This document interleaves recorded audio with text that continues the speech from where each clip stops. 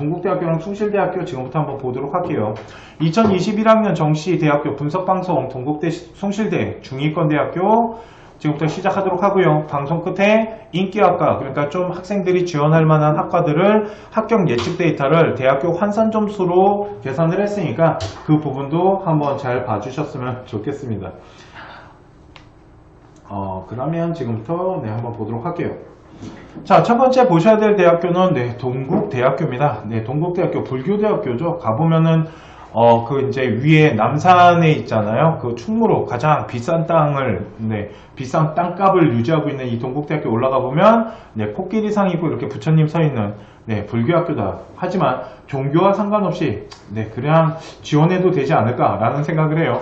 자, 동국대학교는 가군과 나군에서 학생들을 지금 선발을 하고 있고요. 인문계 같은 경우 영화, 영상 포함해갖고요. 체교과도 마찬가지지만 인문계 같은 경우는 국어가 30%, 그러니까 수학이 가나영이 같이 봐요.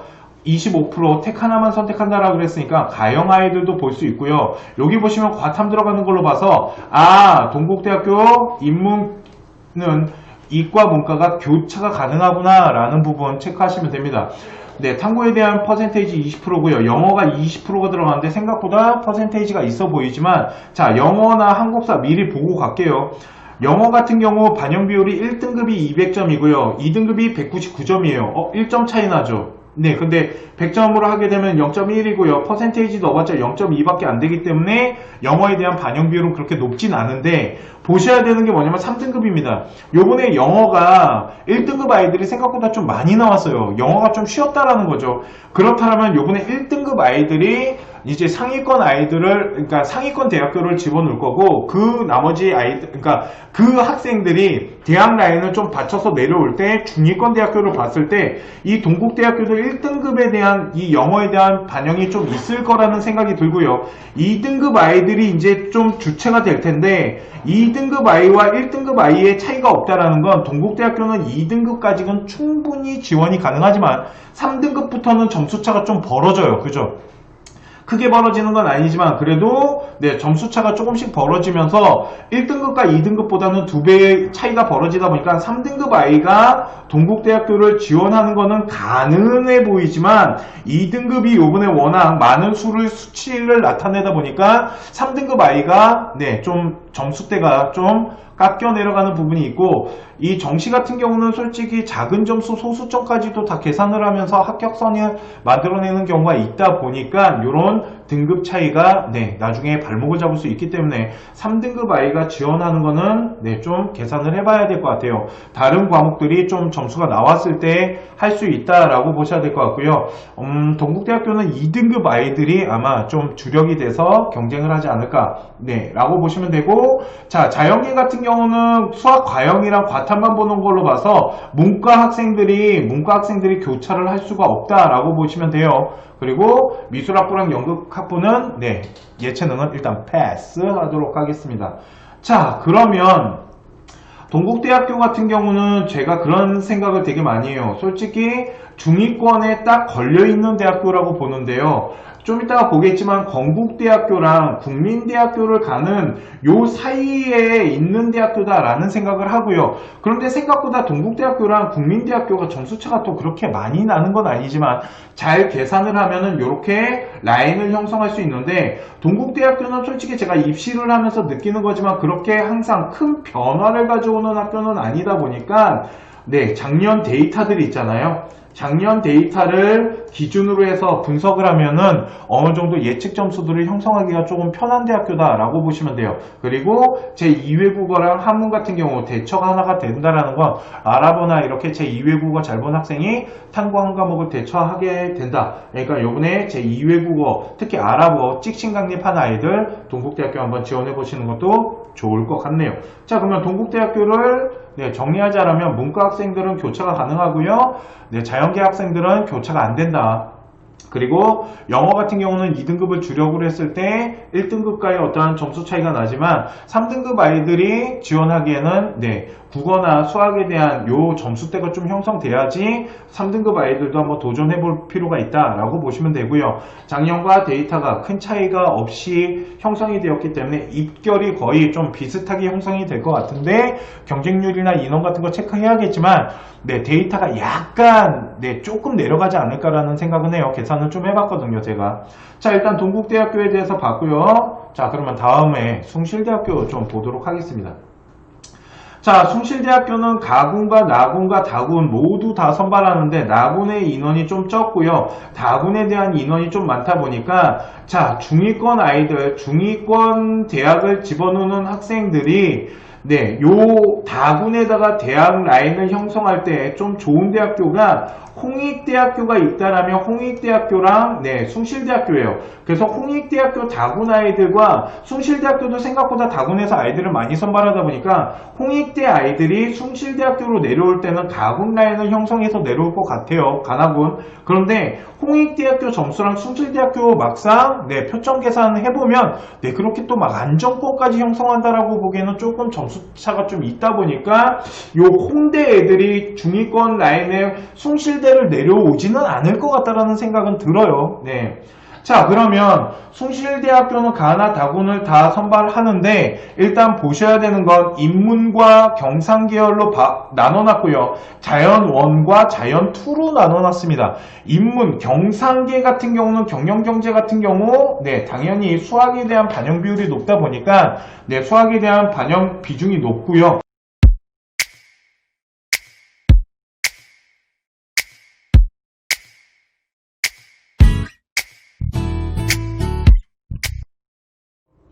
문과 같은 경우는 국어에 대한 비중이 높아요. 그리고 그러다 보니까 이번에 국어가 좀 어려웠잖아요. 그래서 국어를 잘 본 아이들은 경상계가 아닌 인문계열로 집어넣는 게 유리하고 가나군이 다 있네요. 그죠? 그리고 과탐이랑 사탐을 볼 수 있다는 건 여기는 교차가 가능한 학과 라인이다 라고 보시면 되고 경상계 같은 경우도 네, 교차가 가능합니다. 그래서 가형을 본 아이가 35%의 반영 비율을 가지고 하는데 솔직히 숭실대학교 같은 경우는 문과가 이과보다 합격 컷이 좀 높게 형성이 되기 때문에 솔직히 교차를 한다는 건 네, 좋은 판단은 아닌 것 같아요. 그냥 자연계열 1과 2 그래서 숭실대학교는 교차를 하기보다는 문과랑 이과를 나눠서 지원하는 게 좋을 것 같고요.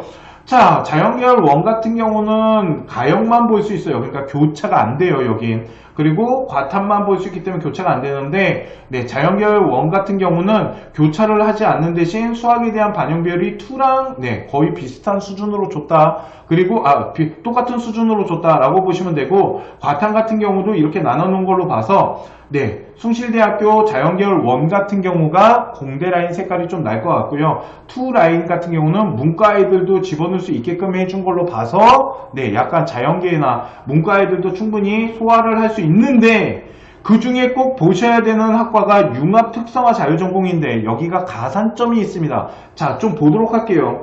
자연계열 2와 융합 자유 학부 같은 경우 수가형을 보거나 과탐을 본 아이들한테 가산점을 주는데 특히 수가형 같은 경우 10%의 가산점을 주다 보니까 요번에 융합 특성화 자유전공을 지원을 할 때 문과 아이들이 지원하는 건 솔직히 쉬워 보이지 않아요. 나형을 본 아이가 지원한다는 건 진짜 어려워 보이고 제가 봤을 때 융합 특성화 자유전공은 이제 자연계열 아이들이 지원을 하는 라인이 됐다라고 보시면 돼요. 그러니까 융합 특성화 자유전공은 자연계 학생 요거는 뭐 항상 그런 라인이 형성됐기 때문에 그리고 과탐에 대해서도 5%나 주다 보니까 자연계열 같은 경우 이 2와 융합 특성화 같은 경우 수학이랑 과탐을 잘 본 아이가 있어요.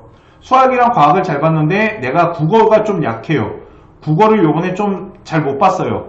그런 경우 자연계열 1보다 2가 가산점을 받을 수 있기 때문에 훨씬 점수대가 높게 형성될 수 있고 그렇기 때문에 과탐이나 아니면 수가형을 잘 본 아이 같은 경우 요번에 자연계열 1보다는 2에다가 지원하는 게 훨씬 좋을 수도 있겠네요. 이해가시죠? 그게 바로 이 가산점 때문에 그렇다라고 보시면 되고요. 한국사 같은 경우도 보시면 등급마다의 점수가 깎입니다. 보통은 1등급에서 4등급은 만점을 주는 학교들이 많아요. 근데 얘네들 같은 경우는 등급에 대한 점수를 깎다 보니까 한국사도 1, 2등급 정도는 나오고 아무리 못해도 3등급 정도는 나와야지 네, 숭실대학교는 큰 점수 깎이지 않고 갈 수 있다 라고 보셔야 되고요. 영어에 대한 반영 비율은 20%가 들어가는데 보시면 4점의 차이가 나게 되고요. 솔직히 1등급 아이들이 그렇게 많이 지원할 거라고 보진 않고 2등급을 주력으로 지원을 하는데 아까 말씀드렸지만 요번에 1등급 때 학생들이 워낙 많이 네, 퍼센테이지를 가져가다 보니까 1등급 때 아이들도 좀 있을 것 같고요. 1등급이랑 2등급이랑 4점이나 차이가 나는데 20%가 반영되니까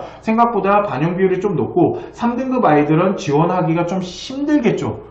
이해가시죠? 그렇기 때문에 요번에 3등급 아이들은 숭실대학교 지원할 때 진짜 잘 생각해 봐야 된다 라고 보시면 되고요. 1, 2등급 특히 2등급을 중심으로 학생들이 형성될 확률이 높다 라고 보시면 돼요.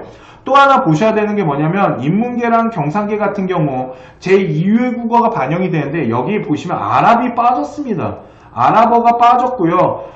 중국어나 프랑스, 독일, 일본어 같은 전통 제2외국어만 대처과목, 사회, 사탐의 대처과목으로 네, 가능하기 때문에 아랍어 본 아이들은 네, 제2외국어 라인으로서 숭실대학교는 네, 집어넣을 수 없다라고 보시면 됩니다. 자, 그러시면 한번 정리를 하자면 문과랑 이과랑 경상계로 나눠져 있는데 경상계 같은 경우는 수학에 대한 반영 비율이 좀 높게 형성이 되었고 자연계열 1과 2로 나눠져 있는데 자연계열 1과 2 같은 경우 자연계열 1은 교차가 안 됩니다. 그래서 수학과 과탐에 대한 부분이 있고 자연계열 2 같은 경우는 교차 지원이 가능하지만 가산점이라는 게 융합 특성화 자유전공과 함께 때려졌기 때문에 수학 가형에 대한 10%와 과탐에 대한 5%가 들어갔기 때문에 솔직히 교차 지원 불가능하다고 봐야 되고요. 그리고 국어 같은 경우 네, 좀 못 본 아이가 수학이랑 과탐을 잘 봤다면 한번 커버치고 수학이랑 과탐을 잘 본 아이가 영어 등급이 3등급 나오더라도 한번 해볼만 하지 않을까. 그리고 경상계랑 인문계를 하는 데 있어서 제2외국어가 대처가 되는데 아랍어는 포함되지 않는다. 이건 원래 그랬습니다. 자, 그러면 숭실대학교 가군, 나군, 다군 이런 형식으로 학생들을 선발을 하고 있어요. 자, 우리 아이가 동국대학교랑 숭실대학교를 봤을 때 어느 대학교가 더 유리하고 점수를 계산했을 때 어디가 더 네, 합격선을 형성할 수 있는지 네, 그것들을 잘 한번 계산을 해보셨으면 좋겠고요. 자, 그러면은 이제 대학 라인을 형성하는 데를 좀 보도록 할게요.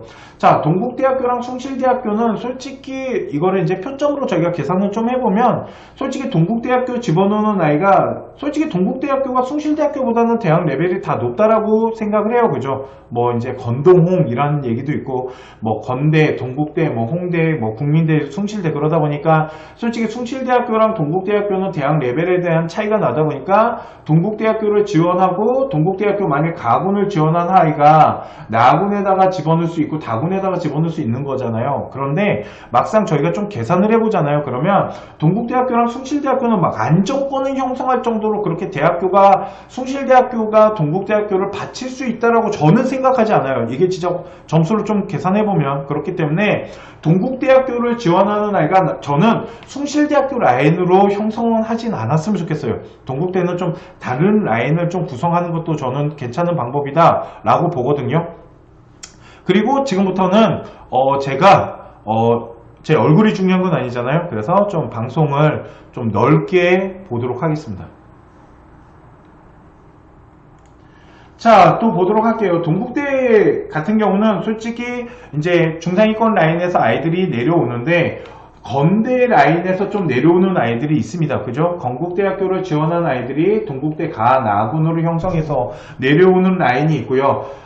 또 하나의 라인이 있는데 그게 바로 국민대학교입니다. 자, 보시면은 동국대학교를 지원하는 아이가 저는 국민대 지원하는 거는 네, 계산기를 두들겨 봤을 때 좀 안정권을 형성할 수 있는 라인이 구성될 수가 있어요. 대신 문과보다는 이과가 그런 색깔이 좀 더 크게 나타나고 있다라고 좀 보셨으면 좋겠어요. 문과 같은 경우도 국민대는 백분위 대학이고 동국대는 표점 대학이다 보니까 그런데 일단은 백분위로 따져봤을 때 계산을 좀 해보면 국민대 좀 안정권을 형성할 수 있는 이런 과들이 좀 형성이 되고 건국대 아이들이 국민대까지 내려가지는 않아요. 보통 건대를 집어넣는 아이들은 동국대나 홍대나 요 라인 안에서 좀 계산을 해서 이제 대학 라인 라인을 구성하고 최종 좀 안정권 형성을 할 때는 건대 아이들이 숭실대나 국민대까지 내려올 수는 있겠죠.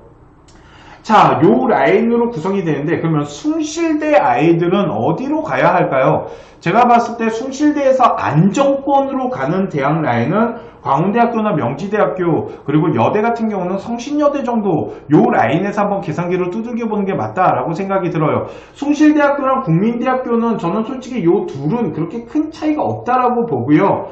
그렇다면 동국대학교나 국민대학교나 숭실대학교 아이들이 안정권을 형성하고 진짜 점수를 좀 안정 하향을 형성할 때 요 광운대 명지대 여학생은 성신여대 요 라인도 충분히 라인을 형성할 수 있다. 그러니까 국민대학교를 어떠한 적정 라인으로 봐서 안정권을 찾을 때 광운대나 명지대나 성신여대 계산하는 것도 괜찮아 보이고요. 동국대 라인에서 하나를 어떠한 이제 완전히 안정권을 형성할 때 광운대학교 정도 한번 계산해보는 것도 좀 대학 레벨을 좀 낮춰서 좀 완전히 안정권을 형성하고 싶다라고 생각했을 때 그리고 숭실대학교 아이들 같은 경우도 좀 안정권을 형성하는 점수대를 형성할 때 광운대학교나 명지대학교 여학생은 성신여대 요 라인이다. 그리고 요 밑에 라인이 이제 뭐 서울여대 뭐 요런 라인이 형성이 되겠죠. 이해가시죠? 여학생 같은 경우는 서울여대, 남학생 같은 경우는 뭐 한성대학교나 서경대학교나 상명대학교도 요 안에 들어가야 되지 않나라는 생각이 들거든요. 그러니까 요 라인들 그리고 요 사이에 단국대학교라고 있습니다. 단국대학교 라인도 있으니까 한번 계산을 그 라인으로 해서 한번 형성을 해보시면 어떨까라는 생각이 드네요. 자, 이게 지금 이제 동국대학교랑 숭실대학교 대학 라인이 내려오는 길에 대해서 이제 좀 보여드렸고요. 요런 형식으로 대학 라인을 짜면 되는데 제가 만일 대학 라인을 짠다면 저는 동국대학교랑 숭실대학교를 하나의 라인 안에다가 군 형성은 하지 않을 것 같아요. 왜 그러냐면 동국대학교를 지원한 아이가 숭실대학교를 지원했을 때 그렇게 크게 안정권을 형성할 수 있다라고 보기는 어렵고요. 대신 그럴 수는 있을 것 같아요. 동국대학교가 좀 상향대학이에요. 그러니까 도전권으로 던졌을 때 숭실대학교를 적정으로 보고 계산하는 거는 좀 가능해 보여요. 그러니까 이게 보시면 여기가 적정선인데 여기가 이제 적정선이에요. 적정선으로 동국대학교를 도전권으로 형성한다면 요거는 좀 가능해 보이지만 아래쪽으로 안정권을 형성한다라는 부분은 저는 그렇게 안정권을 형성하는 건 아닌 것 같다 라고 해서 요 지원 라인에 대해서 요 라인을 솔직히 그렇게 추천드리고 싶진 않습니다 라는 부분이다 라고 보시면 됩니다. 자, 그러면 요번에 이제 학과들 예측 점수 좀 보도록 할게요. 자, 작년 데이터랑 이제 이번 년에 아이들 이제 이거는 수능 점수를 다 반영한 겁니다. 제가 수능 점수를 반영했고 요번에 아이들이 이제 좀 빠져나간 데이터들이나 아니면은 뭐 좀 지원율이 좀 낮아진 것들, 그러니까 전체 인원이 좀 낮아진 것들, 이런 것들을 다 계산을 해봤을 때 환산 점수가 작년과 좀 비슷하게 형성이 되는 학과들도 있고 약간 좀 낮아지는 학과들도 있어요. 그러다 보니까 요거는 평균 컷에서 대학교 평균 컷에서 70컷 사이로 구성했다라고 보시면 되고요. 영어 영문과 같은 경우는 656점, 그러니까 우리 아이 이제 환산 점수 돌려봤을 때 어느 정도가 형성돼야 되냐면 문과 같은 경우는 657점 정도가 형성이 되면은 학과를 찾는 데 있어서 도전권 학과와 안정권 학과를 다 이렇게 구성을 할 수 있는데 보시면은 경제나 미디어 커뮤니케이션 같은 경우는 658점대가 형성이 되고요. 여기 영어 영문이나 정치외교, 근데 정치외교는 이거는 이제 단순 계산했을 때 656점 정도가 나왔어요. 이번에 저희가 계산했을 때. 그런데 이제 다시 뭐 제가 이제 과를 생각했을 때는 한 657점에서 8점은 그래도 나와야 되지 않나라는 생각을 해요. 안정권을 형성하기 위해. 근데 우리 아이가 만약 656점이나 5점대면 좀 도전권에 들어갈 수도 있지 않을까라고 생각은 하거든요. 영어 영문과랑 정치외교 같은 경우는 점수차가 조금 나지 않을까라는 생각하는데 이제 작년 데이터나 계속 데이터들을 분석했을 때 요번에 정치외교가 조금 점수대가 좀 낮게 형성되는 부분이 있었고 미디어 커뮤니케이션이나 이런 경제학과나 경영 이 라인은 생각보다 좀 점수대가 형성이 됐고 이과 같은 경우 생명과학이나 의생명은 좀 인기과다라고 보시면 돼요. 그래서 다른 데에 비해서 점수대가 좀 높게 형성이 됐었는데 좀 요번에 이제 추이를 따져보고 점수 계산을 해봤을 때 요번에 의생명 같은 경우는 점수대가 그렇게 미친 듯이 튕겨져 올라갈 것 같지는 않고요. 한 642점대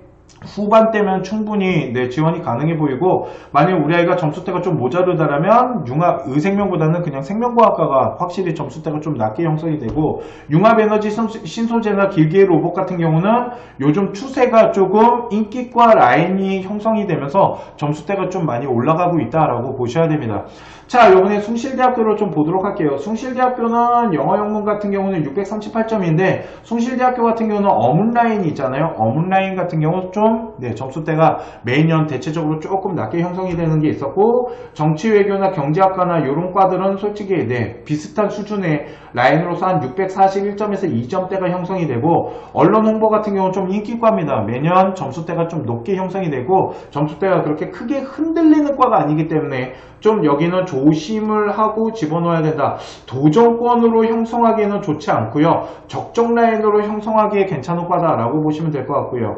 자, 이과 같은 경우는 화학과, 전통 화학이나 물리나 이런 과들이 있잖아요. 이런 학과가 점수대가 좀, 네, 2점에서 3점까지도 좀 무너지고, 생각보다 점수대가 충원 같은 것들이 일어나더라도 좀 점수대가 흔들리면서 빠진다라고 보시면 될 것 같고요. 의생명학과 같은 경우는 좀 인기과다라고 보셔야 돼요. 네, 그래서 점수대가 642점 좀 높게 형성이 되고요. 기계공학부나 전자라인이 640에서 641.5 정도 형성이 되는데, 자, 융합특성화가 있는데, 융합특성화 같은 경우는 아까 말씀드렸지만, 네, 이게 원래 인기과는 아니었는데 이제 가산점 받고 막 하다 보니까 점수대가 생각보다 좀 높게 형성이 된다. 그러니까 문과 라인보다도 훨씬 점수대가 높게 형성이 될 수 있기 때문에, 여기는 아까 말했지만 자연계 아이들만 좀 지원을 했으면 좋겠다. 그러니까 요 라인에는 이제는 문과 아이들이 지원하는 건 아닌 것 같다. 그러니까 융합특성화 같은 경우는 수시 집어넣을 때는 문과 이과 상관없이 집어넣을 수 있지만,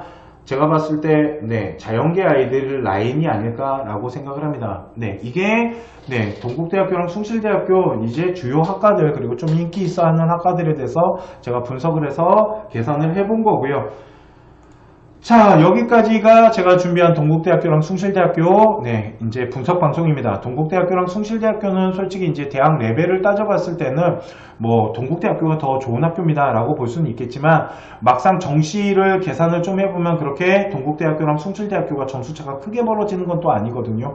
그리고 국민대학교 같은 경우는 솔직히 표점대학이 아니고 백분위 대학이다 보니까 좀 점수 계산법이 틀려요. 그래서 동국대학교랑 숭실대학교를 하나의 라인으로 저는 형성하진 않고, 동대나 숭실대학교를 국민대학교랑 라인을 좀 형성을 하거나, 아까는 저기 빠져 있었지만 공대 라인 아이들 같은 경우는 저는 뭐 동국대나 숭실대학교 아이들을 과기대 라인 있잖아요. 서울과학기술대학교 이런 라인으로도 형성을 하고 있다라고 보시면 되고, 확실히 과기대는 조금 더 낮게 형성이 되거든요.